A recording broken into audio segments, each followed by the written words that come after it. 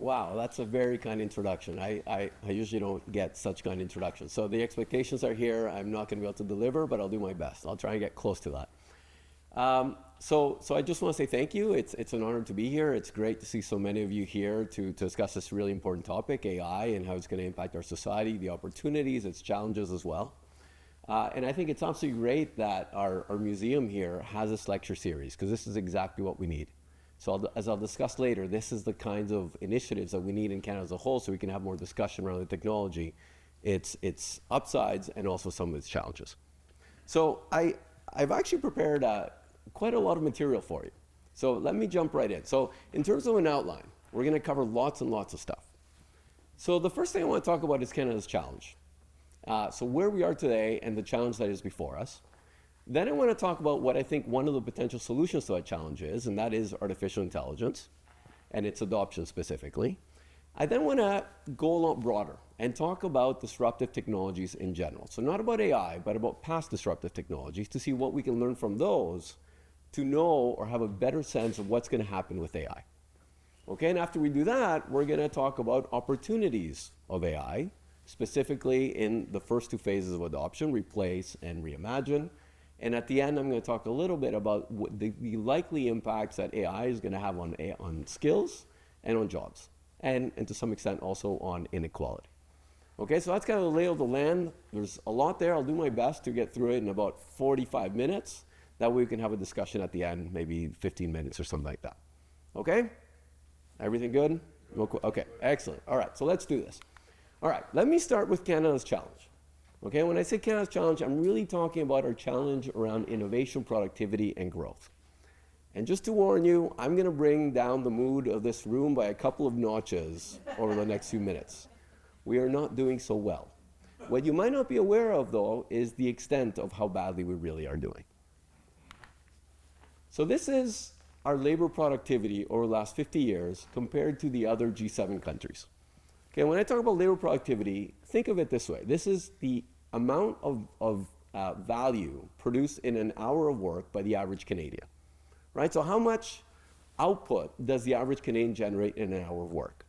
And what I've done here is for 1970, I've put all these countries at the same level so that we can see the relative trends over the last 50 years. And what you can see is that Canada is dead last. Right? So our productivity growth has been dead last among the G7 over the last 50 years. And what it means is that 50 years ago, we had the second highest labor productivity in the G7. Today, we have the second lowest, only ahead of Japan. Now, part of this, there's a number of reasons for this. We could spend the entire next hour talking about productivity. But one of the reasons is that our business sector is not investing enough in R&D. So if you look at business sector, R&D as a percentage of GDP, so R&D intensity if you want, we're the only G7 country that since the start of the millennium has actually decreased our R&D intensity. You can see that all the other ones are going up, we're actually going down. As a result, we're now dead last in R&D intensity. Not surprisingly then, if you look at innovation, we're also dead last in terms of innovation. This is measured as triadic patents, but don't worry too much. Okay, so we're dead last in terms of innovation, tied with Italy. Okay, in this sense. And when you put all this together, no one's going to be surprised that in terms of GDP per capita growth, right, so this is how quickly our economy is growing. Again, over the last 50 years, we've had the lowest GDP per capita growth of any G7 country.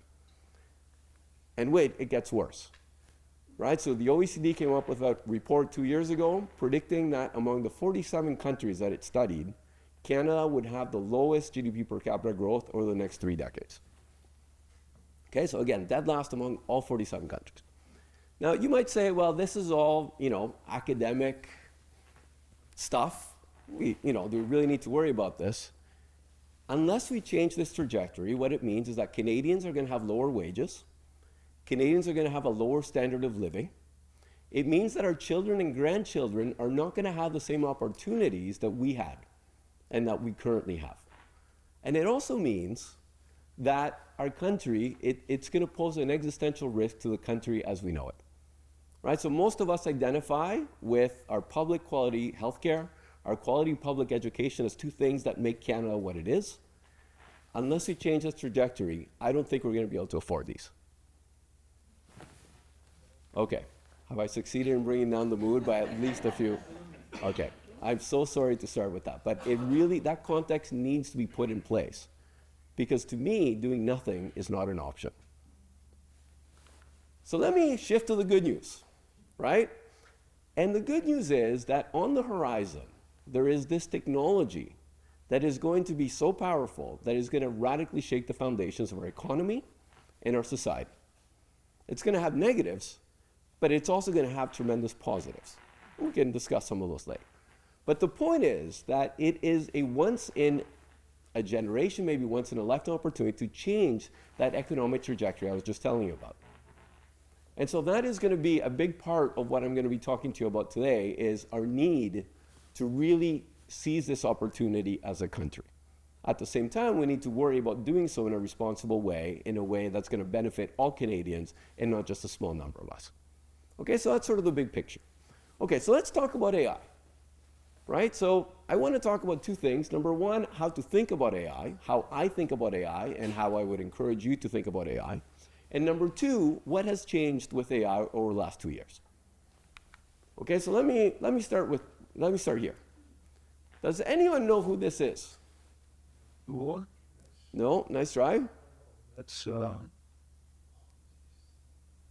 This is Michael Polanyi. Okay?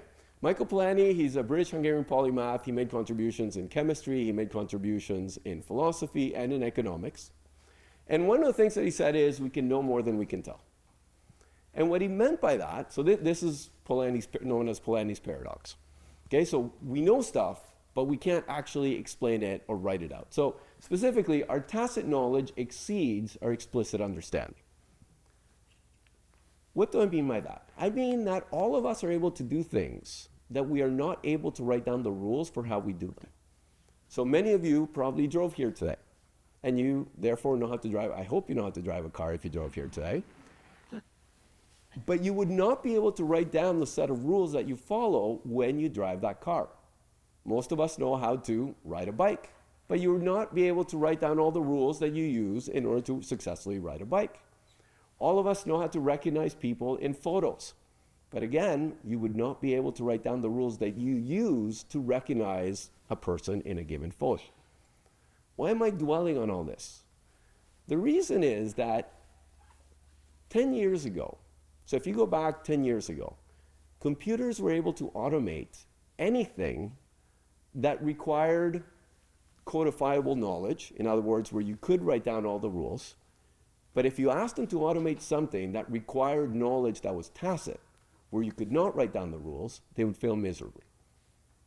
And so if you go back 5, 10 years, that was the division between what could be automated and enhanced by computers and what could not, whether it's codifiable or whether it was tacit. Okay? So what has changed with AI?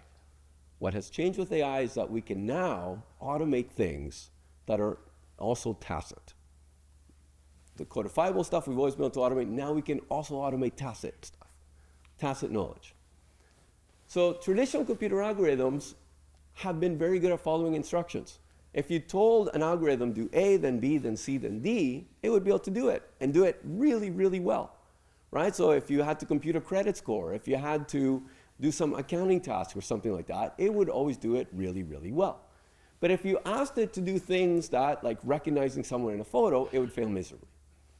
Now, machine learning is a different paradigm, as that is saying, right? So instead of telling the computer do A, then B, then C, then D, what you're doing is you're telling the computer, take this data set and learn from it.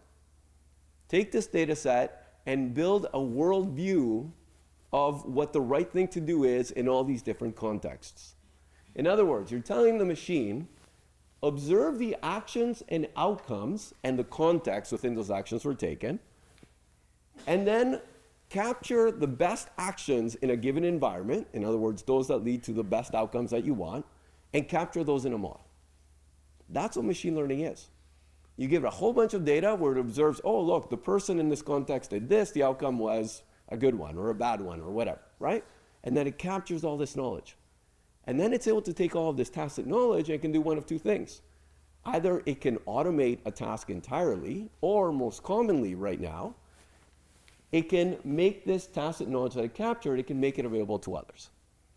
Right? So an example that I can give you here is if you give one of these machine learning algorithms access to all the data that doctors are, of what doctors are doing every day, right? So someone shows up with this set of symptoms, and they're making a diagnosis, and then they are taking that diagnosis and coming up with a plan of action, right? A treatment plan.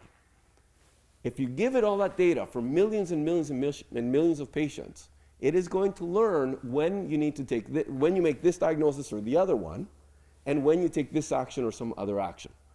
It captures that in the model. And you can then take this model and give it to a nurse. And the nurse, with the help of the model, is going to effectively have access to all this tacit knowledge that resided with doctors before, and therefore in the data. In other words, you're empowering nurses to perform at the level of a doctor. Okay? That's why this technology can be so incredibly powerful. It can really empower people to perform at levels, with knowledge and at levels that they never could before. Okay, so that's how I think about AI. Okay, I'm not saying it's the only way to think about it, but this is going to really help us think then about jobs and things like that. Okay, so we'll get there in a sec. I also want to talk a little bit about the last 2 years. Okay, I bet you that 2 years ago, most of you were not thinking about AI. Maybe a little bit, but certainly, 2 years ago, or a year and 18 months ago, everyone started talking about AI. Why is that? Because there was the launch of ChatGPT, right, in November of 2022. Now, before that, if you had asked me, what is AI? I would have told you it's a better prediction technology, right? It's a technology that allows you to make predictions better than any other technology. So if you want to predict whether someone is going to default on a loan, AI does a much better job than other statistical analyses. If you want to predict the weather tomorrow, AI will do a great job. If you want to predict who's going to win a soccer game, same thing, right? It was a prediction technology. With ChatGPT, we moved from predictive to generative. So now all of a sudden, these algorithms expanded what they could do. Now they're not just doing prediction, right? Predicting whether you're going to want to buy that book or the other book. They're now also generating. They're generating text, they're generating music, they're generating images, they're generating video, and who knows what else they're going to be generating in the near future. Okay, the combination of all these things, for one. That's the first thing that changed 2 years ago with ChatGPT. The other thing that changed is that we moved into the age that I call AI for all. Okay, so prior to ChatGPT, AI was something that resided in the research centers. It resided in the back offices of the biggest firms in this country. Some were big banks. They were using it. But none of us had any access to it. With ChatGPT, all of a sudden, it was at the fingertips of every single Canadian. And that really did change everything. So how did we get there? Well, I won't really get into this in the interest of time, but there were three factors, three trends that collided in order to get us to where we are today. The first one is an acceleration in computing power, right? So this exponential growth in computing power that many of us know as Moore's Law. Another thing is digitization of ever more things, ever more processes. This resulted not only in more data, and as we know, large language models consume a lot of data, right? So the digitization of stuff resulted in more data, but also it provided a host for all these algorithms, therefore making them more valuable, right? When you can put them in more places, then it makes more sense to invest in them. And the last thing, of course, is algorithms have really improved, right? And so this is specifically in the case of large language models, the transformer architecture that was developed by Google really was a quantum leap. And before that, deep learning developed by Jeff Hinton and others, of course, was also really influential. Okay, so that's how we got here. But I suspect that what most people care about, or care most about, is, well, where are we going? Right? So where are we going the next little while?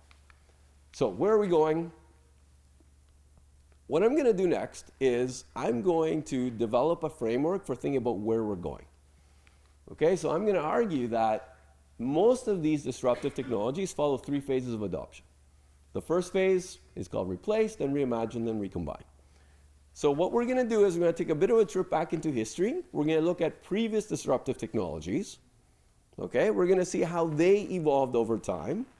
And we're going to see if there's something that we can learn from that to predict what's going to happen with AI so that it can guide us a little bit over the next several coming decades. Good? All right. Okay, so let me talk about disruptive technological change. Okay, and this is one of the areas I study as an economist, as an innovation economist. And so there's, a couple of decades, if not more, of literature in this area. So we economists talk about general purpose technologies, right? And general purpose technologies are technologies like the steam engine, like electricity, like computers and the ICT revolution. These are all examples of general purpose technologies. And they have three things in common, right? So they share three characteristics. The first is that they're pervasive. And what I mean by pervasive is they don't just impact one sector, they impact many sectors, many industries. Second, they're subject to ongoing improvements. So when these technologies are born, they're not fixed once and for all. They're constantly getting better and changing over time. And third, they're subject to innovation complementarities. There's other technologies developing alongside of them. And there's a strategic interaction between them. So the best example I can give you is in the case of computers, a previous disruptive technology, there was software, or there is still software. And those two technologies are evolving alongside of it. And as the software gets better, it makes the computer more valuable, and therefore drives more investment there. And as computers get more powerful, it makes software more valuable and drives more investment there. So there's a strategic interplay between. I won't go deeply into this. If you're in my graduate economics of innovation class, we discuss this a lot more. But the point is, when you take these things together, they imply two key things.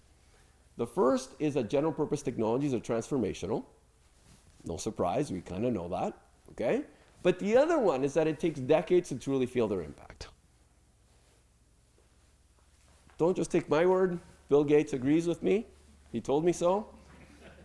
Bill Gates says we always overestimate the change that's going to occur in the next 2 years and underestimate the change that's going to occur in the next 10. I was in Ottawa on a panel maybe 6 months ago. I was asked, is AI hype? It's a valid question. And I said, yes, AI is hype relative to what we're going to see in the next 2 or 3 years. Right? By the way, just the big three, Google, Meta, and Microsoft have invested about $100 billion in AI infrastructure, in chips, over the last year alone. Right? Relative to that kind of an investment, the kind of change we're going to see in the next 2 or 3 years, it's not going to meet expectations. It's not going to. But if your time frame is a decade or more, we're going to see things that we can't even imagine today. And so it's all about the time frame. It takes longer than we always think with these sorts of technologies, and in part because of the strategic interplay that I was mentioning earlier. Okay, so that's the first lesson, right? Don't expect the whole world to change, even though, the media is yelling, everything is changing, right? No, it's going to be slower than we think. That's the first lesson. The second lesson, though, is the path of adoption of change is actually fairly predictable. Okay, so specifically, it's going to follow these 3 phases of adoption, because this is what we've seen with previous disruptive technologies. So this is what I call my 3 R's. The first R, replace. This is where the new technology displaces the old technology inside of existing processes. Now the key is that the processes themselves, the business models, they don't actually change. All you're doing is you're pulling out the old technology, putting in the new technology. In the second phase, now people finally fully wrap their heads around the potential of the technology, right? And now they realize, oh, I could actually do things radically different. And so now we actually do see the complete reimagining of processes, structures, and business models around the new technology. This is where the disruption happens. This is increasing efficiency here and there, right? This is where the disruption happens, and where the big productivity gains are to be had. And lastly, the technology combines with other technology to create entirely new technologies. And with that new technology, the whole process repeats again if it's a general purpose technology. Okay, now, at this point, it's all very abstract. So let me flesh this out for you, right? So I'll give you a couple of examples. So let's look at the example of electricity, right? So if you go back to the 1880s, 1890s, this is roughly what a factory looked like, right? So you have a single on-site steam engine here, this big thing that has to be run at scale, right? And this is the single power source for all of the different workstations inside of this factory. And so what that means is that each station has to be connected to that single power source through one of these line shafts. These are these lines that you see here, right? These are line shafts.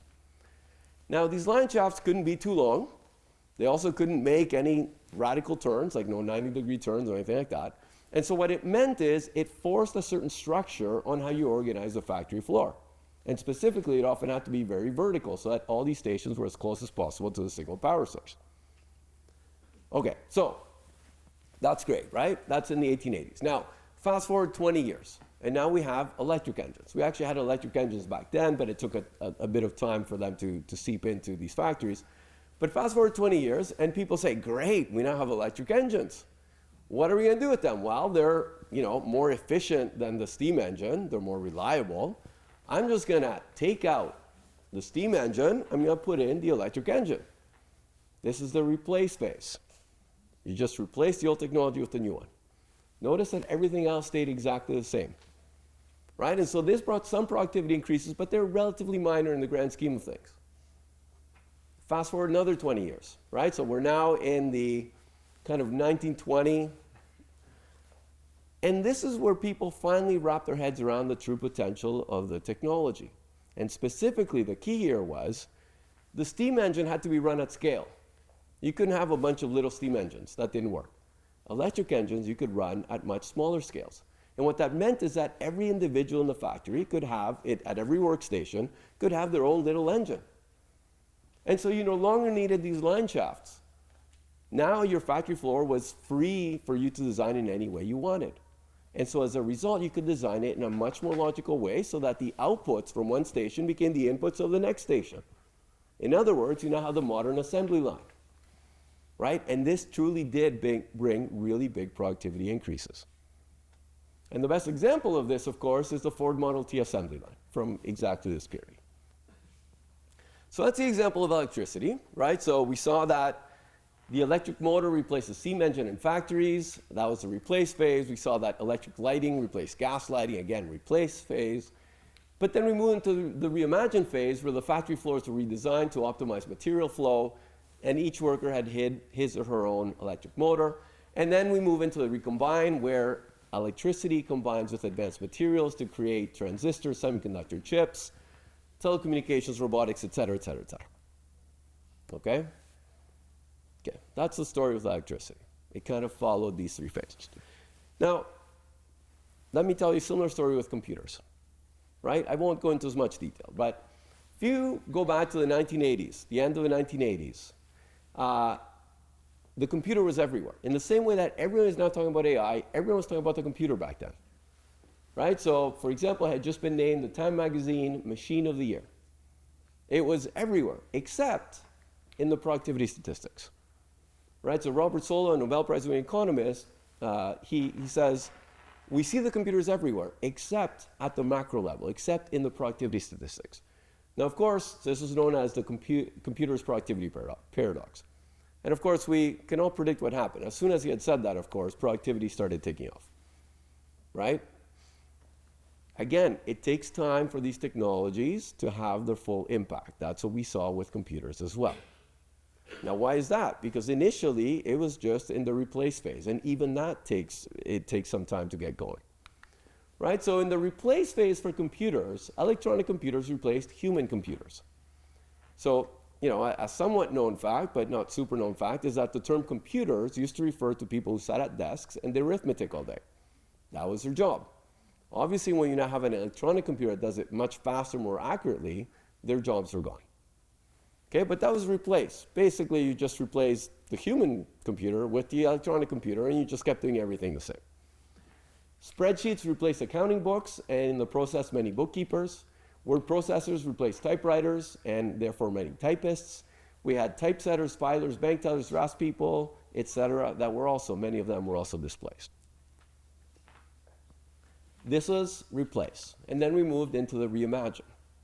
Right? In the reimagine phase, here we finally reinvented processes, organizations, entire industries. Right? So we realized that computers allowed increased control. So organizations could now maintain control over their operations more easily, so that led to decentralization and a flattening out of organizational structures. We had fewer middle managers, for example. It allowed easier communication. right? So now firms could venture abroad all around the globe much more easily because you could communicate with far-off places. We had new models of operation. For example, customer relationship management, right? You could organize your operations around customer segments because you could now collect a whole bunch of data on them and analyze that data, organize it, et cetera, et cetera. And it also reduced the need for hyper-specialization in business processes because it automated some very specialized tasks. So you could now have a generalist that could do what many specialists used to do before, but that generalist was empowered by computers in the same way that we're now going to see generalists being empowered by AI.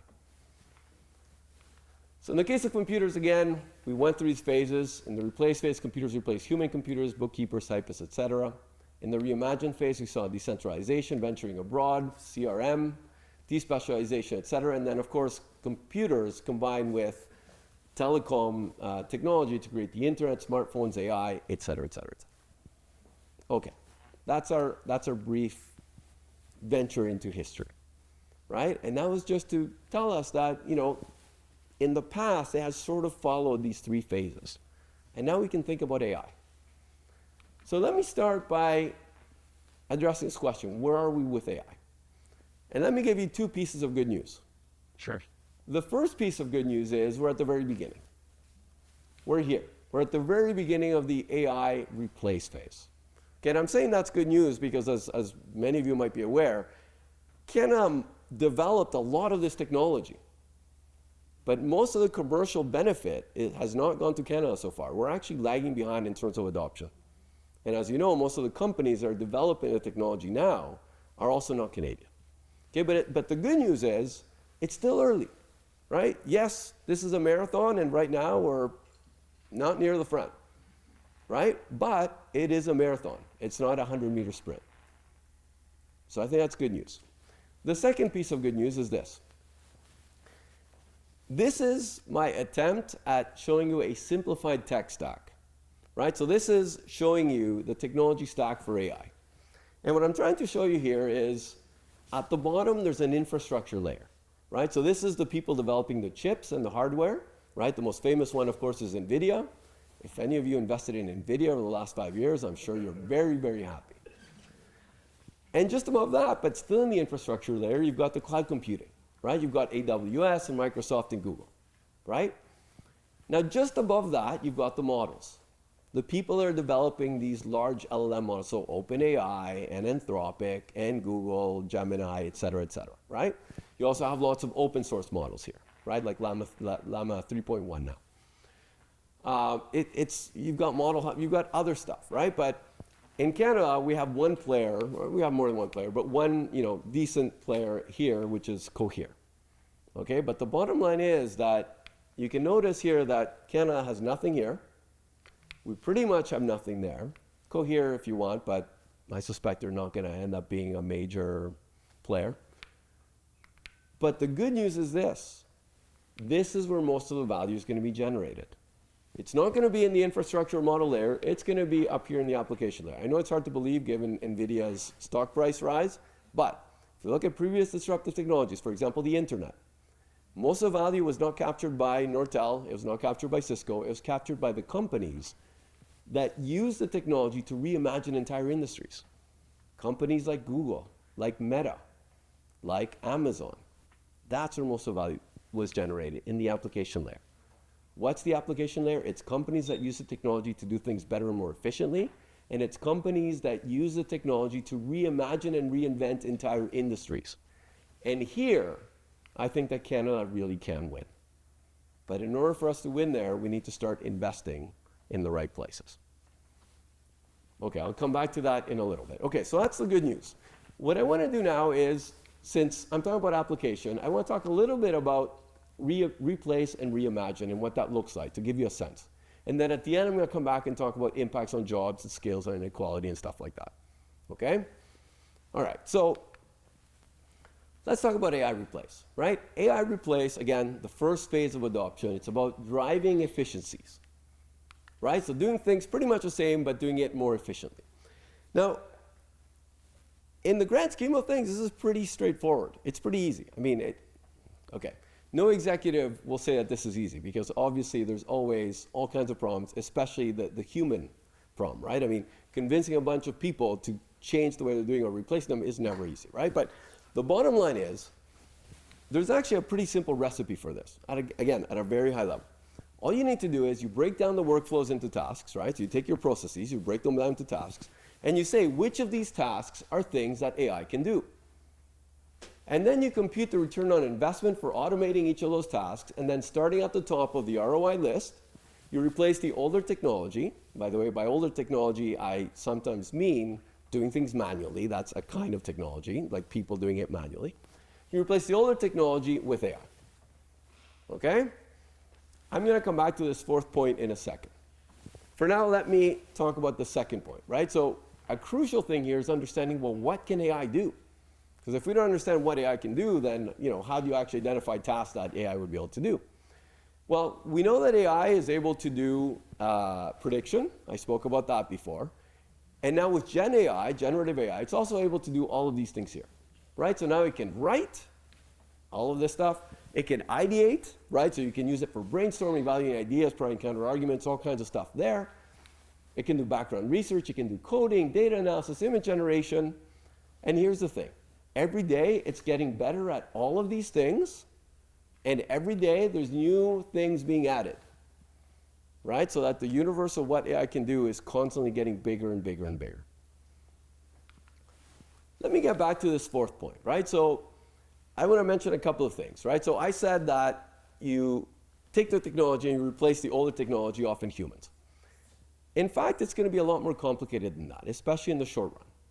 Okay, so there is going to be some replacement of humans, but there's also going to be lots of empowering humans.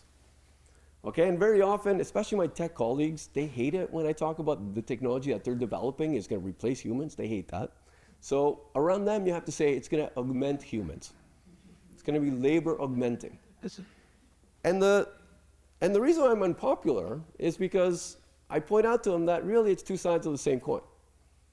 Because if you have, say, a marketing person that now has been augmented, in other words, can now use ChatGPT to do his or her job twice as fast, you might only need half as many of them.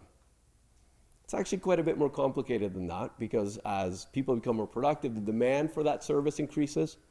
Okay, but I hope you understand the general point, right? So human enhancing, human replacing, they're two sides of the same coin to some extent. Okay? All right, so that's one thing I want to point out is, for the most part, it's actually going to be empowering people, but it's still going to have impacts on jobs. I'm going to come back to this point a bit later. The second thing I want to point out is, remember how I said earlier that this is now fundamentally a very democratic technology. It has come out of the back offices, and it's now available to every Canadian worker. I was at Finance Canada talking to a lot of their bigwigs about a month and a half ago.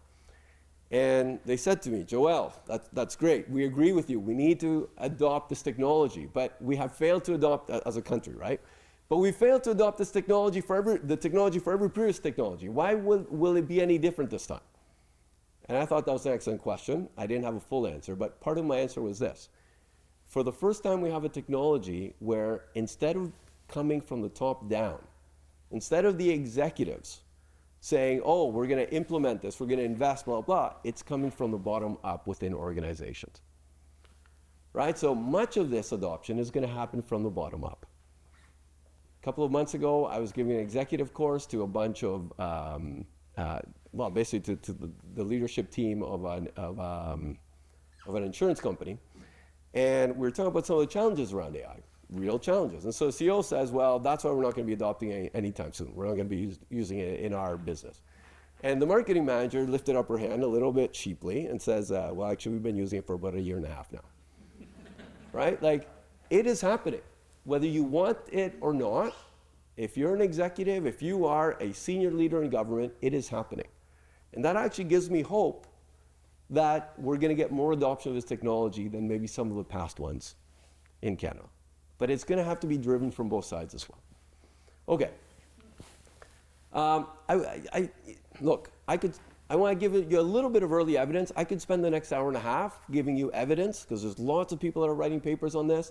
Let me just give you a couple of tidbits. Okay, so first of all, this is all replace phase, right? We're only in the replace phase. We're at the very beginning of the replace phase. these are the kinds of productivity improvements that we're seeing. In terms of writing, we're seeing that the speed of writing tasks are improving by about 59%. That's according to one study, but there's other studies that are roughly in the ballpark, right? So with the use of ChatGPT, you can write about 60% faster, but also you can write better. You produce higher quality stuff. Programming is even more. In programming, the speed of programming has increased by about 126%. So more than doubling the speed of programming. In terms of customer service, the productivity increases that they've seen, at least in this one paper, was about 14%. So not huge, but it also improved customer sentiment, so customers were happier with the outcomes much more often. It reduced requests for manager intervention, and it increased employee retention as well. The actual customer service reps were happier because they got into altercations with their customers much less often. It also seems to be quite effective in healthcare, right? So there was this paper that looked at how well ChatGPT answers patient queries about their health. And it found that they provided better responses than doctors most of the time. And not just better responses, but more empathetic ones too. My wife is a doctor. I like to point this out to her sometimes, just for fun. Just for fun. The other thing I want to point out here, especially with these first three studies, but study after study after study finds this, is AI is a great leveler, right? So notice that the least skilled writers benefited the most. If you're an excellent writer, ChatGPT is not going to help you. Maybe you'll do it a bit faster, but it's not going to help you produce something better. If you're a terrible writer, it's going to be amazing. It's going to bring you up to the level of like a good writer. The way I often talk about it is, it's basically a solid A- student. So if you're an A+ student, it's not going to help you much. If you're a solid E student, this is fantastic. The best thing that could ever have happened to you, right? So that's what we see in writing. That's what we see in programming. The least skilled programmers benefited the most. That's what we see in customer service as well, right? So one way to think about this is these models are learning from the most skilled programmers, the most skilled customer service agents, etc. They're learning their tacit knowledge, right? They're learning it from them, and then they're sharing it with their colleagues who are not as skilled to try and bring them up to that level. That's how we can think about this technology. Some common use cases. Then The most common use cases right now are things like customer service, human resources, marketing, product development, education, research.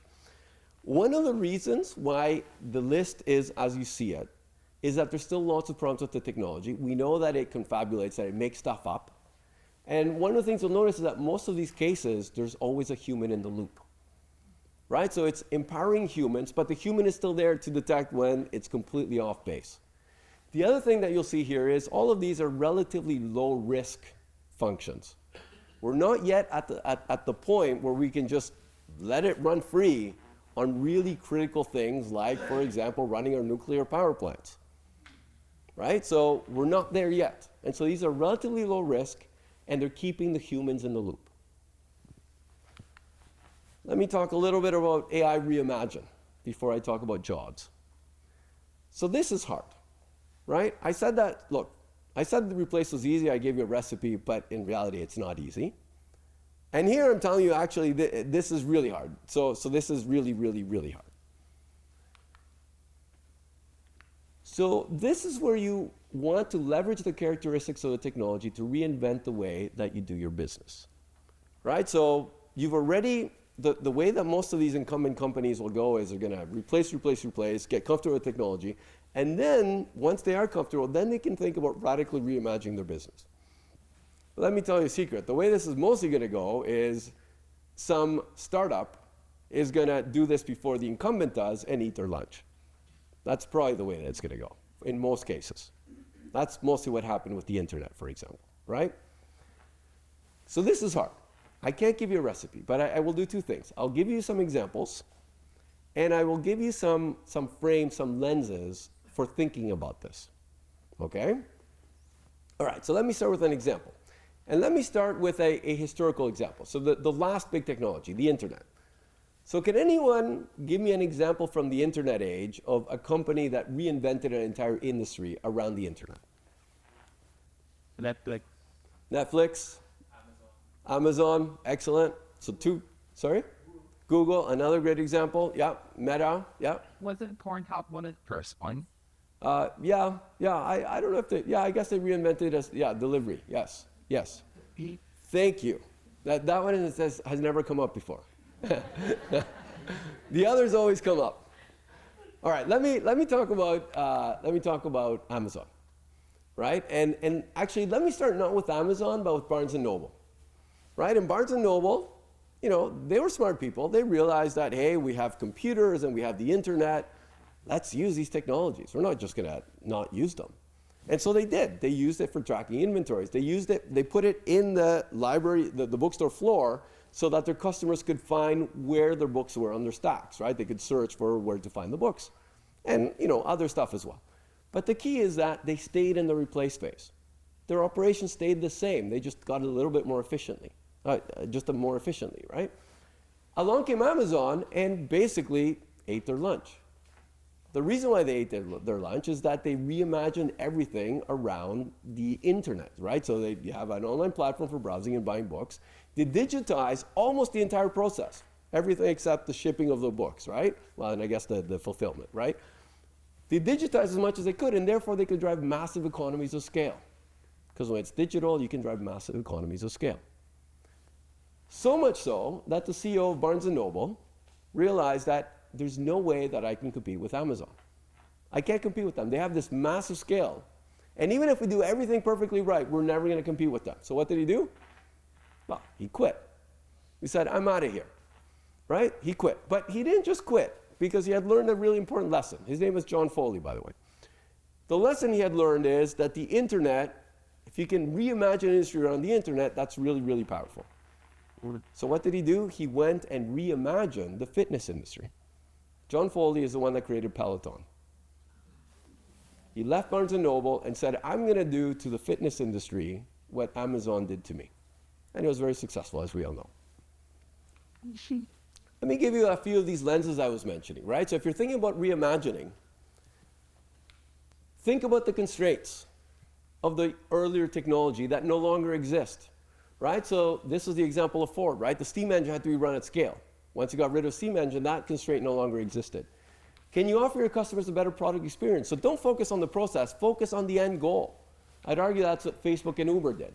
Can you leverage the technology to massively scale? In other words, what are the current bottlenecks? Amazon's a great example. Netflix is another great example, right? So Netflix used to actually ship the movies to you by mail. But they cannibalized their own business because they realized that that wasn't scalable. So they started sending them digitally, right? It was a risk that they took, but they knew that they had to do it in order to massively scale. In the case of AI, we should also be asking, where is tacit knowledge crucial? Right? Because it's a technology that really is capturing and making available tacit knowledge. And what tasks have become orders of magnitude cheaper or even feasible? Very often, the tasks that required tacit knowledge. I'll give you two examples of things that I think are going to happen relatively soon if they're not happening already. One is we can reimagine hiring, right? So let's say you wanted to do hiring more efficiently. You wanted to stay in the replace phase.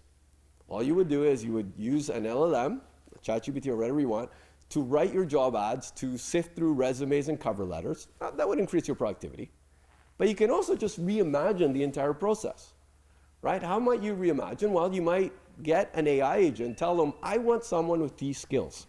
The AI agent would then go on the internet, on LinkedIn, whatever you want, find people with those skills, write a personalized job description, right? Because you want to get the most out of individuals, and some of them might look like this or like that, so you want it to be customized. And then it would invite them to interview. Does this sound a little bit familiar? Well, it should, because this is executive search, right? This is headhunting. The reason why you can't do headhunting for all of your employees is that it's too expensive. If you can get an AI agent to do that search, now it becomes way cheaper, and you can do it at scale. You can do it throughout the entire organization.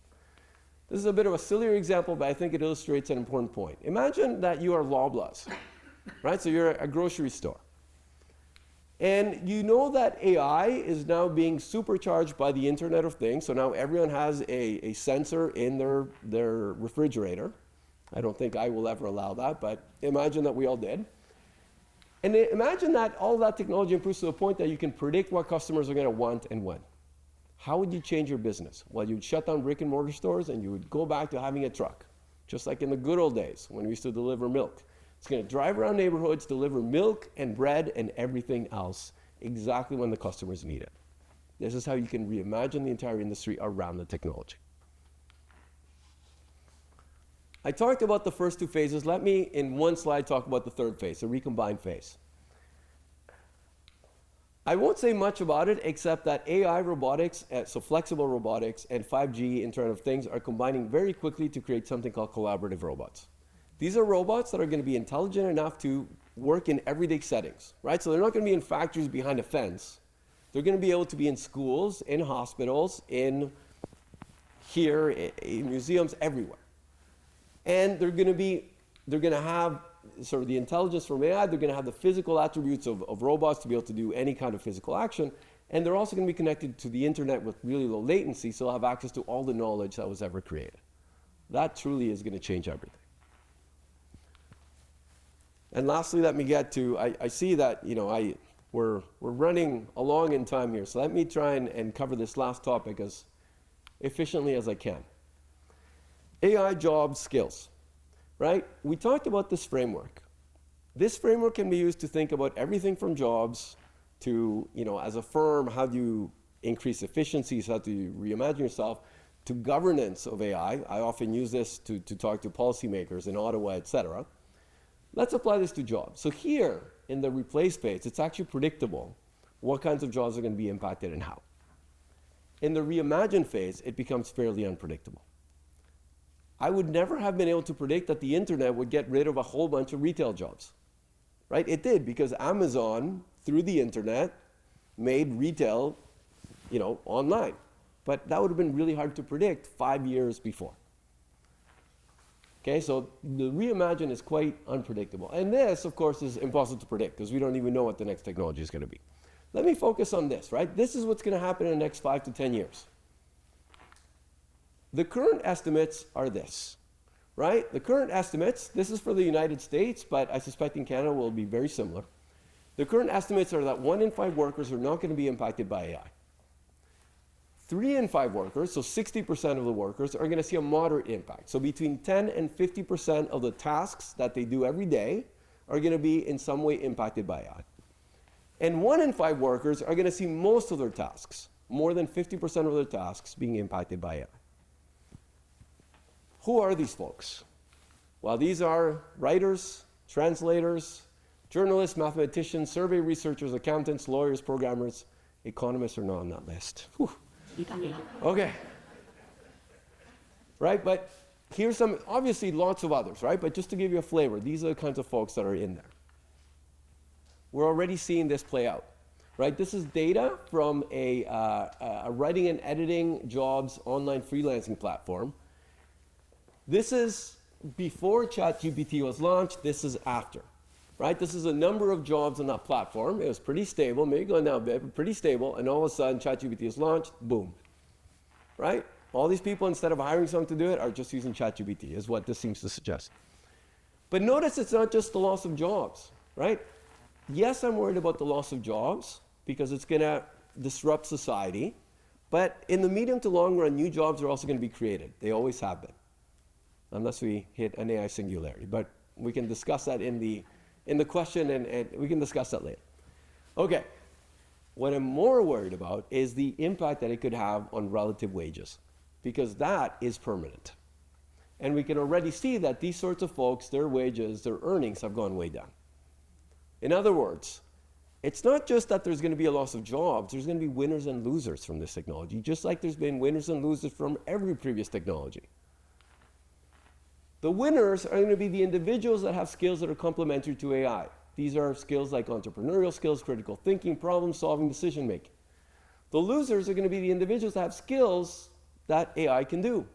Writing, background research, editing, maybe programming.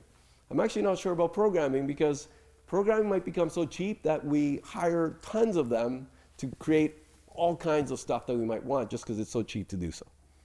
So it's a bit more complicated than that. What are these things? Well, these are tacit skills that AI can capture. Again, it goes back to this tacit skill story, this tacit knowledge. And my prediction is that the losers are going to primarily be entry-level white-collar workers. Who are the people that are doing this? They're entry-level white-collar workers. If you look at a law office, it's not the senior partner. It's the law clerk, it's the paralegal. Those are the folks that are going to be impacted the most. Okay, but taken as a whole, notice that it is white-collar workers that are going to be impacted here. And what does that mean? It means that for the first time, maybe ever, but certainly in recent history, we have a technology that might actually decrease inequality. If you think about industrial robots, they replace the lower end of the skill distribution, factory workers, and that increased inequality. If you look at computers, they replace the middle of the skill distribution, back office workers, clerks, etc. And those folks either had to get retrained and get a white-collar job, or they ended up in a service job. In either case, it polarized the job market, increasing inequality. In this case, the predictions would be that it's actually going to decrease income inequality. I do have a caveat to that, but let me leave it at that just for now. AI is a great equalizer. Those of us with stronger cognitive skills and tacit knowledge might no longer enjoy as high return to our own labor, right? And so for many of us in this room, this is really bad news. For my wife, who's a family doctor, it probably is bad news, right? A nurse is soon going to be able to do her job with the help of an AI. It's coming, and it's coming quickly. But the average person is going to benefit greatly by leveraging AI to perform the kinds of tasks or jobs that are now the preserve of the most skilled. Again, the nurse, maybe even the PSW, is going to be able to do the job of a doctor. For society, that is fantastic. More affordable everything. It might save our healthcare system. And, as I was saying, it might decrease inequality. The only reason why I say maybe is one thing that really does worry me is who's going to own this AI technology. And if they can withhold that AI technology from others, then you get a new kind of inequality, right? I'm speaking before the Competition Bureau in, I think, 3 weeks, and that is one of the main things I'm going to be pointing out to them quite strongly. So let me finish with this one slide, and then we hopefully have some time for questions. AI is going to bring disruption. There's no way around that. It is going to happen. And we also can't bury our heads and pretend this is not happening, because this is happening all around the world. Right? And it's going to bring disinformation. There's going to be alignment challenges, bias, transparency, impacts to IP. And there's also going to be winners and losers, just like with every other previous technology. And one of the things that we have to do as a society is how do we make sure that as many Canadians as possible win? Right? And that's going to imply some redistribution. That's going to imply some kind of retraining, reskilling. We might need something like a guaranteed minimum income if the impacts get bad enough. I don't know. But that is the kinds of things that we should at least be thinking about. We're at an inflection point where AI is set to transform the economy and society. And for Canada, remember where we started, how badly we are doing. That, to be honest with you, is what really keeps me up at night. This is an opportunity to really change that trajectory so that our kids and grandkids don't have to move out of this country, so that they can have the opportunities here. But to succeed, we're going to have to invest a lot more, specifically in AI literacy so that every Canadian can benefit from this, in adoption, entrepreneurship, and at the same time also making sure that we do it as safely and responsibly as possible. So thank you very much. Happy to take any questions. Thanks.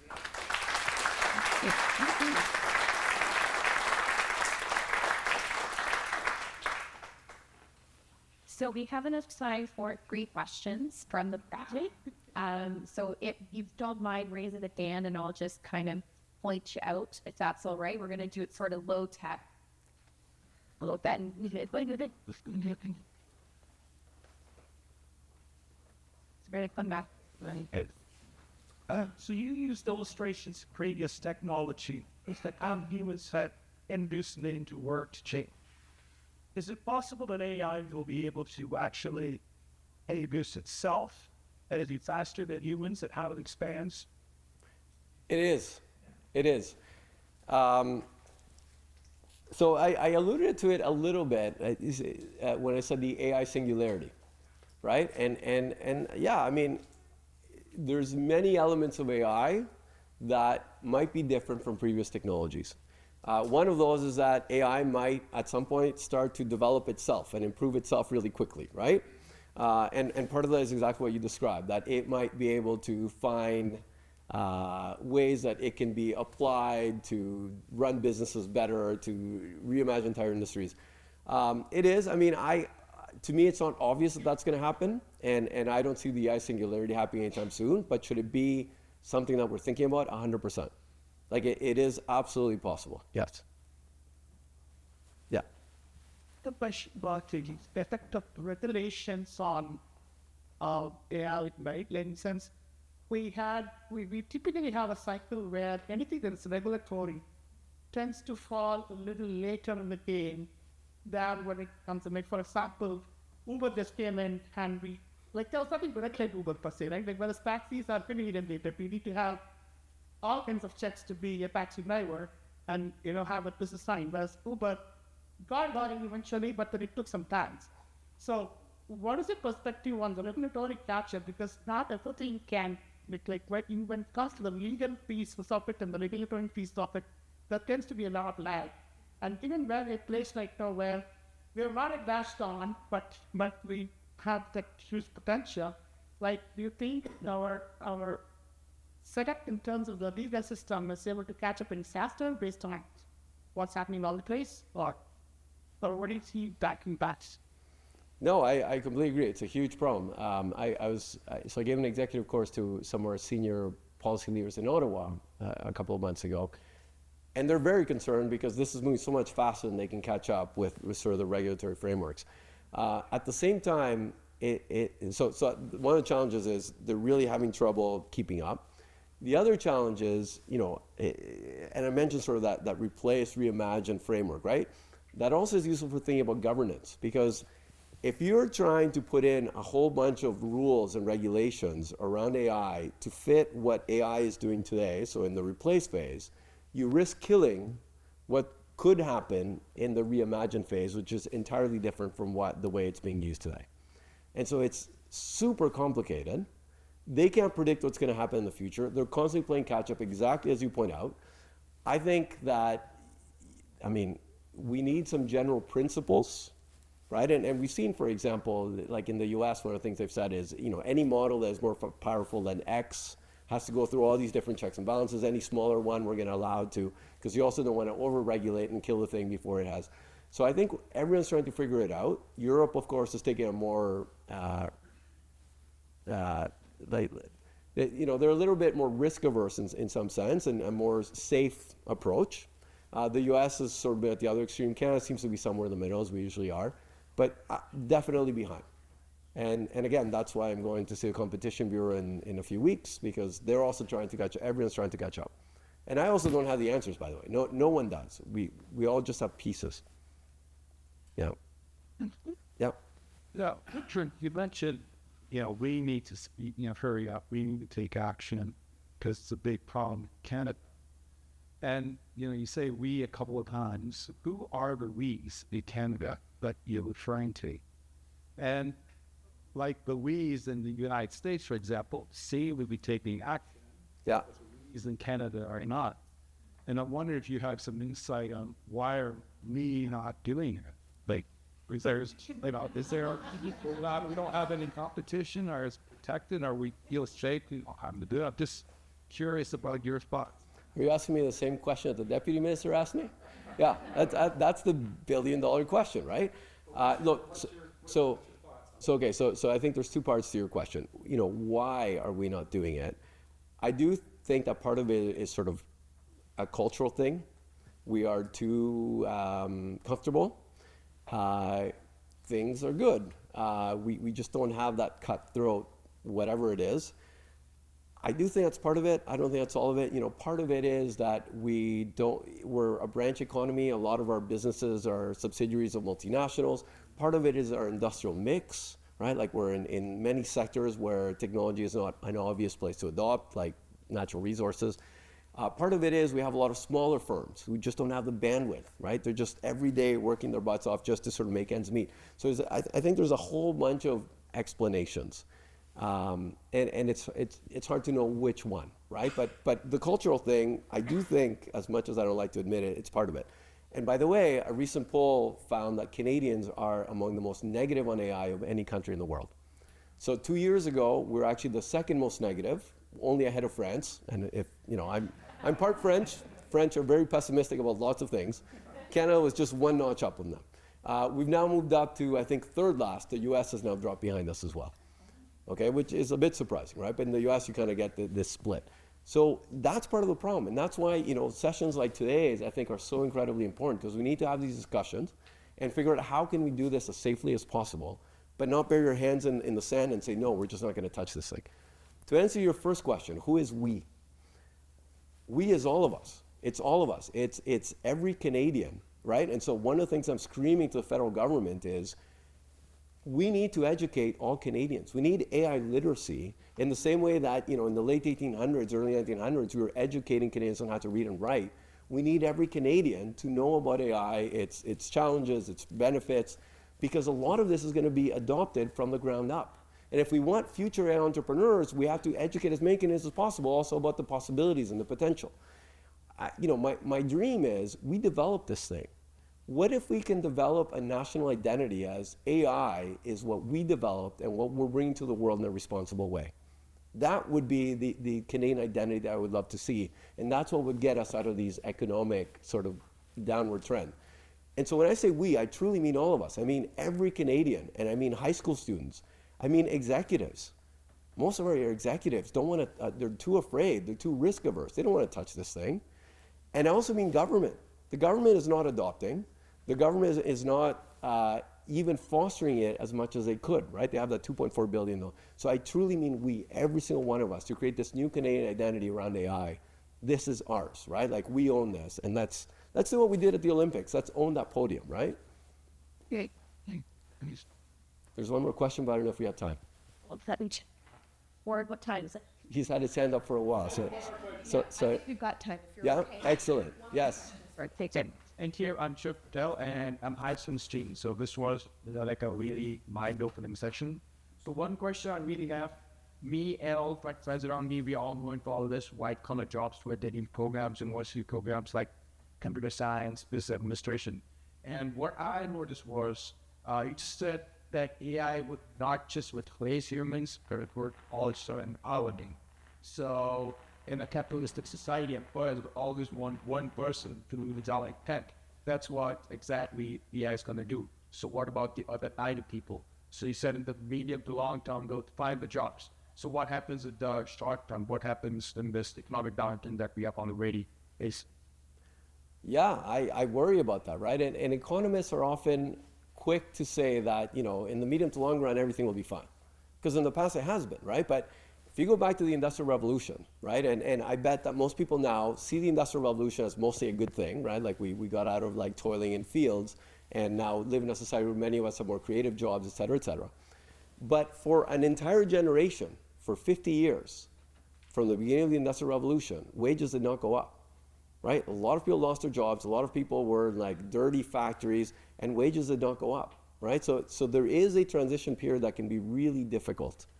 And I think we're going to hit that, right? And so what do I say? Well, the government needs, so right now the government has allocated $50 million to retraining, reskilling of people that are going to be impacted. I think that's fantastic, but I think we need to do a lot more, right? I mean, that's a good start, right? But, the other piece is, what can you guys do? I also mentioned that there's some skills that are incredibly complementary to AI. And one of those that I mentioned is entrepreneurship, right? If you are an entrepreneur and if you have an entrepreneurial idea, you can now use AI to help you implement it in a way you never could before. You don't need a co-founder. AI is your co-founder. You can bounce ideas off of it. That's what I do every day. I'm constantly bouncing ideas off it. It can help you implement your website. It can help you implement this. In other words, you can now bring something to market with way fewer resources, way fewer people than you ever did before. And so that's the other thing that I would encourage high school students, and I often do with our university students. There are certain areas that are going to become even more valuable than ever before. And so if you can develop those skills, I think the future is very bright. And it'll help Canada. Right. Everybody to join in please and thank Dr. Joel Blit for coming in. Thank you.